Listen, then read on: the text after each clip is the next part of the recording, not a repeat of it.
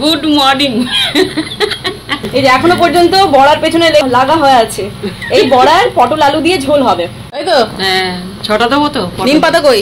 নিম পাতা তো নিম পাতা, বাঁশ পাতা যা পাবে, যে কোনো ধরনের পাতা তুমি আমার জন্য নিয়ে আসবে, ঠিক আছে? তুমি যে বলেছিলে কচুরলতি ছিঁড়ে এনে দেবে। কচুরলতি এখন একটু বর্ষাকাল। Good morning guys, welcome back to my channel. মাথায় আবার হেনা করেছি, আপনারা ভাবছেন এই তো সেদিনে হয়তো কালার করেছি, আবার কেন হেনা করেছি। আসলে কি বলুন তো, কালারটা তো ঠিক আছে, বাট হেনা না করলে না আমার আবার চুল পড়া শুরু হয়ে যাচ্ছে। বেশ ভালো চুল পড়ছিল, তাই মোটামুটি 2 সপ্তাহে একবার হেনা আমাকে করতেই হবে, যা বুঝতে পারছি। জন্ম থেকেই আমার চুল একটু পাতলা গোছের আর কি, তো সেটাও যদি না থাকে আর কি করবো। তো আমি একসাথে কোনো কাজ সারি না, আস্তে আস্তে একটু একটু করে সারি। তো এখন আমি সামনে যে কটা জামা পাচ্ছি হাতের সামনে, সেগুলোকে বের করে সাইড করে রাখছি, ওইগুলোই নিয়ে যাব। রাত্রেবেলা ট্রলিটা বেড়ে সমস্ত গুছিয়ে টুচিয়ে রাখবো, কারণ কাল সকালে আমাদের প্ল্যান আছে যে সারাদিনের একটা প্রোগ্রাম, ফিস্ট করবো। তো কালকে টাইম পাবো না, আর পরশুদিন সকালবেলা বেরোনো, সেই জন্য আগে থেকে গুছিয়ে রেখে দিচ্ছি। ওকে, মোটামুটি কয়েকটা জামা বের করে রেখেছি, বাট এবারে লাগেজটা বললাম না অনেক বেশি হবে, কারণ অনেক দিন থাকবো। তাই সামার ভ্যাকেশনে আপনাদের প্ল্যান কি? মানে বাড়িতেই আছেন, নাকি বাপের বাড়ি গেছেন, শ্বশুর বাড়ি গেছেন, নাকি কোথাও বাইরে বেড়াতে যাচ্ছেন? অবশ্যই কমেন্ট করে জানাবেন। অনেক সকালে ভাত খেয়ে নিয়েছিলাম, এত খিদে পেয়েছে যে কালকে যে ডার্ক চকলেটটা নিয়ে এসেছিল এটা একটু খাই, আরামসে ঘুমোচ্ছি। আজকে মোটামুটি ব্রেকফাস্টেই ভাত খেয়ে নিয়েছিলাম, ঠিক আছে? ব্রেকফাস্ট ভাঙার সময় ভাত খেয়ে নিয়েছিলাম। তো এখন বাজে 3:30, এখন আবার খিদে পেয়ে গেছে, সেই জন্য অল্প একটু গরম ভাত করলাম। আর ভাবছি ডিম পোস্ত করবো। ডিম পোস্ত মিস্টার মুখার্জি খেতে ভালোবাসে, মা বাবা খেতে পছন্দ করে না, বলে আঁশটে গন্ধ ছাড়ে আর কি। তো যাই হোক, তো মিস্টার মুখার্জির জন্য অল্প করে রেখে দেবো, রাত্রেবেলা খাবে, আর আমি এখন খেয়ে নেবো। আচ্ছা, পোস্ত বেটে নিয়েছি, কাঁচা লঙ্কা দিয়ে আর অল্প একটু নুন দিয়ে পোস্ত বাড়াবার, পেঁয়াজটাকে কুচিয়ে নেবো।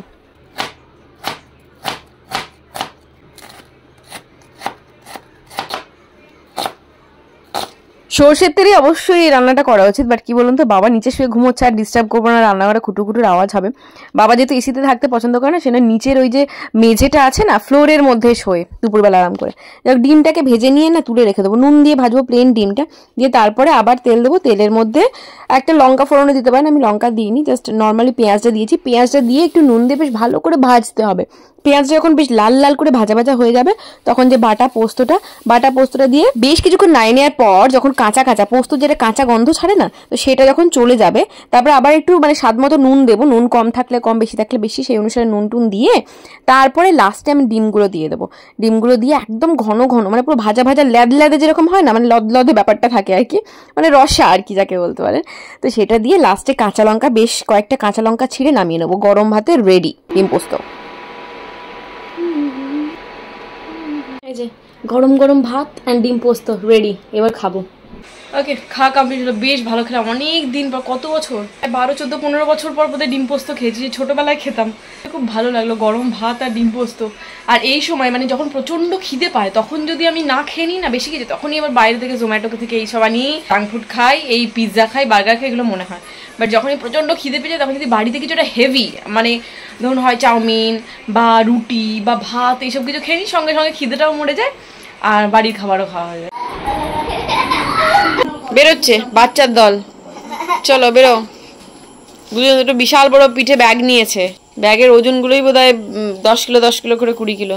কালকে সকালে ব্রেকফাস্টে জোগাড় আমি এখন থেকে করে রেখে দিয়েছি। কালকে একটু ইটালিয়ান স্টাইলে ব্রেকফাস্ট করবো, সটেড ভেজিটেবলস, ব্রাউন ব্রেড, ঢং মেরে বেসিক্যালি করবো, কারণ এটা আমার খেতে না প্রচন্ড ভালো লাগে। অরিগ্যানো, চিলি ফ্লেক্স আর একটু বেশি করে রসুন বাটার দিয়ে যে মানে সটেড ভেজিটেবলগুলো হয়, অসাধারণ খেতে লাগে। ভেজিটেবলসগুলোও খাওয়া হয় আর খেতেও ভালো লাগে। তার সাথে আটা শক্তি ব্রেড, আটা দিয়ে তৈরি ব্রেড। কালকে যদিও আমাদের যেখানে ফিস্ট হচ্ছে রুকসানা বাড়িতে, ব্রেকফাস্টের প্ল্যানিং হয়েছে, বাট কি বলুন তো, আমি না ভয় পাচ্ছি খেতে, আবার যদি ব্রণ বেরিয়ে যায়, মানে এইগুলো তো বেরিয়েছে, তো সেই জন্য এখন পুরোপুরি 10-15 দিনের মতো আমি পুরোপুরি দুধ জাতীয় যে কোনো জিনিস বন্ধ করবো। ইভেন সবজিগুলো যে বাটারে ফ্রাই করে সেটাও আমি করবো না, শুধুমাত্র অলিভ অয়েলে করবো। যথারীতি শোয়ার আগে দুটো ট্রলি পেরে নিয়েছে, একটা বড় ট্রলি যার মধ্যে আমার আর নদীর জামা কাপড়গুলো নিয়ে নেবো, আর ছোট ট্রলির মধ্যে দরকারি জিনিসপত্র, ধরুন শ্যাম্পু ট্যাম্পু, সাবান টাবান, টুকিটাকি জিনিস, ওই হাড় ফাড়, কানের ফানে যা পরবো আর কি। তো এবার একটু লাগেজটা বেশি হবে, কারণ বেশি দিন তো থাকবোই, তার সাথে আমার বেশ কিছু গিফট নিয়ে যাব আমার দিদির মেয়েদের জন্য। ধরুন আমি তো প্রচুর লিপস্টিক ফিপস্টিক পাই, তো একে ওকে দিতেই থাকি, ওদের জন্য নিয়ে যাবো। আর ওরা যেহেতু টিনেজার, এখন লিপস্টিক মেকআপ করার ওটাই বয়স আর কি, মানে ওরা ভীষণ পছন্দ করে। আচ্ছা, মোটামুটি গুছিয়ে নিয়েছি, অনেক কিছু বাকি আছে। এই শাড়িটা মনে আছে, এটা ফিউশন ফ্যাশন থেকে আমি নিয়েছিলাম, ফার্স্ট শাড়ি, ট্রায়াল টেস্টিং এর জন্য। কি সুন্দর দেখতে, সেটা একবারও পরা হয়নি, মানে ভিডিও করা হয়নি, যদি ফলস পিকও করাতে হবে তারপরে করবো আর কি। বাট কালারটা ভীষণ রিচ, রেড অ্যান্ড ব্ল্যাক এর উপরে আছে। সামার ভ্যাকেশনে এবারে দার্জিলিং যাওয়ার ভীষণ ইচ্ছা ছিল, সবারই প্ল্যানও ছিল, কিন্তু ওই প্ল্যান হচ্ছে আর কাটছে, হচ্ছে আর কাটছে। আমার সব দিদির মেয়েরা এসছে, ওদের জন্য সব গিফট প্যাক করছি, জুয়েলারি, ব্যাগ, তারপর লিপস্টিক, কাজল, এসব। আচ্ছা, এখানে আমার দুটো হয়েছে, দুটো ব্যাগ তো হয়েছে, বাট এটার ভেতরে এখনো কিছু ঢোকানো হয়নি। এটার ভেতরে তেল, সাবান এসবগুলো ঢোকাবো, চিরুনি ফিরুনি, এটা কালকে রাত্রেবেলা করবো। আর মেন জিনিসটা ঢোকানো হয়ে গেছে। এবার উল্টো পাল্টা কিছু নেবো না, ওই জুতো নিলে একটাই নেবো, যা নেবো একটাই নেবো, বেকার বেকার ওই জামা কাপড় নিয়ে লাগেজ বাড়াবো না। গুড মর্নিং এভরিওয়ান, সকাল সকাল উঠে নদী টিফিন রেডি করছি। নদীকে টিফিনে এই সতেজ ভেজিটেবলস গুলোও দেবো ভাবছি, ওর জন্য অল্প করে আলাদা করে নেবো। ওটা বাটার দেবো, আমি বাটার দেবো না, আমারটা অলিভ অয়েলে করবো, বাটার খেলে আবার পিম্পল বেরোবে। গুড মর্নিং এভরিওয়ান, সকালবেলা সমস্ত কাজ ডান। এই যে দেখেছেন, এই যে স্পেয়ারমিন টিটা খেয়ে আমি যোগা করতে যাবো, নদীকে স্কুলের গাড়িতে তুলে দিয়ে। এই স্পেয়ারমিন টিটার ব্যাপারে জানতে চাইছেন, হচ্ছে ব্লু টি স্পেয়ারমিন্ট বলে সার্চ করবেন, অ্যামাজনে পেয়ে যাবেন। তাই গেল এরা, এদেরকে দেখা যায় না কেন? যোগা ম্যাটে বসে গেছি, সাথে আবার চা নিয়ে এসেছি। আজকে আর বাড়িতে চা খাওয়ার সময় পাইনি, নদীর গাড়ি চলে এসেছি। তুই চিকেন নিয়ে চলে এসেছিস? ফ্রিজে ঢুকে গেছে, রুকসানায় ফ্রিজে চিকেন। কি থাকছে বল? ভাত, মাংস, আলু চোখা মানে আলু ভর্তা, কিন্তু চাটনি থাকছে না, টমেটো আসেনি, কিছুই আসেনি। চাটনিটা একটু বেশি বাড়াবাড়ি হয়ে যাবে, তারপরে টাইম লাগবে না কি বলতো, আর মিষ্টিটা খাওয়াটাও ঠিক না। আজকে যোগা করছি তাই না?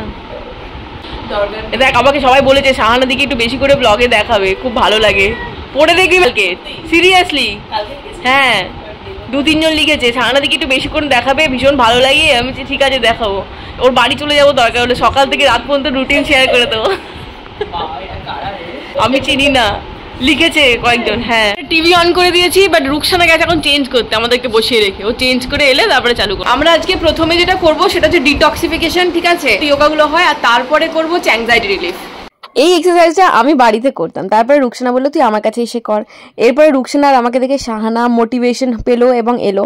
তো এই হচ্ছে ব্যাপার, একজন শুরু করলে বাকি সবাই তাকে দেখে দেখে শুরু করে, শুধু একজনকে শুরু করতে হবে। কিন্তু কালকে আমি বাপের বাড়ি চলে যাচ্ছি বলে ওরা একটু বেশি দুঃখ পাচ্ছে, তুই কবে আসবি?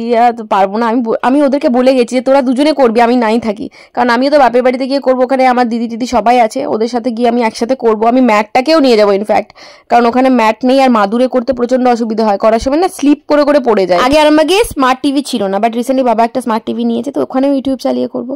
যাই হোক, ওখান থেকে এক্সারসাইজ করার পর আমি তাড়াহুড়ো করে বাড়ি চলে এসেছি। বাড়ি চলে এসে এই সর্টেড ভেজিটেবলগুলো রেডি করছি, কারণ ওখানে হঠাৎ করে ব্রেকফাস্টের প্ল্যান হয়েছে। ভেবেছিলাম আমার জন্য আলাদা করে অলিভ অয়েল দিয়ে আর ওদের জন্য বাটার দিয়ে নিয়ে যাবো, বাট তাড়াহুড়োর মধ্যে হয়নি। শাহানার একটু তাড়াহুড়ো আছে, তো ও বললো যে তুই যেরম পারিস সেরম করে নিয়ে আয়।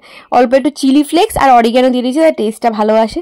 অলিভ অয়েলের সাথে ওরা খেয়েছে, ওদের খারাপ লাগেনি, ওরা কিন্তু ভালোই বলেছে, বাট বাটার দিলে টেস্টটা আর একটু এনহ্যান্স করে। সর্টেড ভেজিটেবলস রেডি, এর সাথে খাওয়া হবে আটার ব্রেড। এখানে পাউরুটি শাঁকা হচ্ছে, এখানে লেমন গ্রাস দিয়ে চা হচ্ছে, ডিম সেদ্ধ রেডি হয়ে গেছে, একদম কাটাও হয়ে গেছে। দুপুরে লাগাবে পাউরুটিগুলো বেশি, গ্যাসটা এটা উঁচু করে দে, একদিকটা হয়ে গেলে আরেকদিক উল্টে দিই, ব্যাস। হ্যাঁ শুনো, স্যান্ডউইচের মতো করে বানিয়ে খাবো। হ্যাঁ হয়ে গেলেই তারপর চলে যাবো। চল এগুলো নিয়ে আমরা ওখানে যাই। তুই একটা খাচ্ছিস? এটা তো এর মধ্যে বাটার আর গোলমরিচ আরো ভালো, কিন্তু তুই তাড়াতাড়ি আসতে বলে আমি তাড়াতাড়ি চলে এলাম, নাহলে ওপর থেকে একটু বাটার আর গোলমরিচ দারুণ লাগে দেখতে। ভালো লাগলো রোশন? ভালো লাগলো? আচ্ছা, আমরা ভাবলাম যে এরপর একটা ফল হলে মন্দ হয় না। রুকসানার গাছে আছে, কি বলে সবেদা, পারি দেখি। ও যে গাছে পেয়ারাও হয়েছে, কিন্তু পেয়ারা এখন বড় হয়নি, ছোট সবেদা হয়েছে মনে হয়, দেখি। এই যে একটা বড় হয়েছে এইখানটাতে, এই যে এই একটা বড়, বাবা পুরো রস পড়ছে। এই দুটোই নিয়ে যায় আপাতত, থাক। এই যে দুটো নিয়ে ভেতরে যাচ্ছি, এটা চালের ড্রামে দিতে হবে, শক্ত আছে। বড় দুটো তুলেছি, এটা চালের ড্রামে ঢোকাতে হবে, নাহলে হবে না। গোয়া থেকে ঘুরে আসি, পুরীর বদলে গোয়া থেকে ঘুরে যায়। গোয়াতে হতো, ওই মেয়েটা তো গোয়াতেই থাকে বোধহয়। হ্যাঁ, মানে গোয়াতেই থাকে।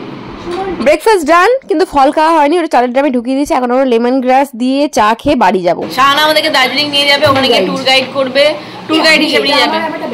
হ্যাঁ, এটা তো ব্যবসা হতে পারে, সবকিছু ভেবে নে। তাহলে ট্যুর গাইড হবো, কেউ আছে আমি তাহলে ট্যুর গাইড করাতে পারবো, কেউ যেতে চায়? আর অফিসে কি করবে আমি?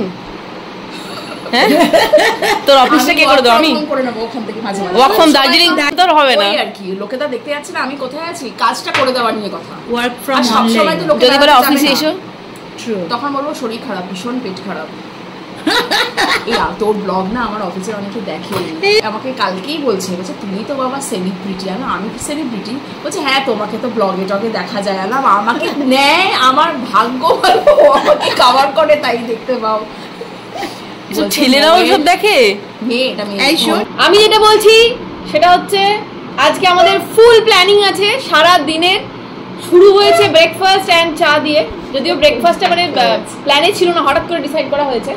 লেমন গ্রাস চা খাচ্ছি সবাই, ফুল এনার্জাইজ করছি নিজেদের বডিকে, তাই তো? সটেড ভেজিটেবলস, হ্যাঁ সটেড ভেজিটেবলস, ব্রেড, যোগা দিয়ে স্টার্ট হয়েছে। হ্যাঁ যোগা দিয়ে স্টার্ট হয়েছে সকালটা, যদি আমার স্পেয়ারমেন্ট টি দিয়ে স্টার্ট হয়েছে। তারপরে যোগা মানে একদম ফুল হেলদি রুটিন চলছে। আর শুরু দুপুরবেলা ভাতে হবে, খাবে আলু চোখা, হবে আলু সেদ্ধ কাঁচা লঙ্কা দিয়ে মাখা ভালো করে সর্ষের তেল দিয়ে, আর হবে মাংসের লাল ঝোল আলু দিয়ে। ঠিক আছে, তো কি জিভে জল চলে এলো? হ্যাঁ, আর লাল ঝোলটা ভাবলেই কিরকম মাটনের লাল ঝোল, মাটনের লাল ঝোল মনে হয় না? অনেকটা ভাতও খাওয়া যায় বেশ আলু মেখে, বেশ আলু দিয়ে লাল ঝোল, তাই তো? হ্যাঁ। আর রোশন সকাল থেকে লেগে পড়েছে নিজের কাজে, ও সুইমিং পুল পরিষ্কার করছে। পরিষ্কার আছে, ওপরে পাতা পুঁতি যা পড়ছে সেগুলোকে টেনে টেনে তুলছে। হ্যাঁ, ওই আগে ঝাঁপাবে বোধহয়। এখানে আমাদের ফিস্টের জন্য সমস্ত পেঁয়াজ আদা ফাদা সব রাখা আছে, শাহানা নিয়ে যাচ্ছে, ওর বাড়িতে দিদি আছে, দিদিকে দিয়ে কাটিয়ে নিয়ে আসবে। আর এখানে ভাতটা তো পরে করব, আর আলু সেদ্ধর জন্য রুকসানা এখন থেকেই আলু সেদ্ধ বসিয়ে দেবে আর কি। আর আমরা যখনই খাই, বাচ্চারা স্কুল থেকে শুধু খাবে, সেটার জন্যই তাড়াতাড়ি করছি, যে মাংস ঝোল ভাতটা হয়ে গেলে ওরা অ্যাটলিস্ট খেয়ে নিতে পারবে।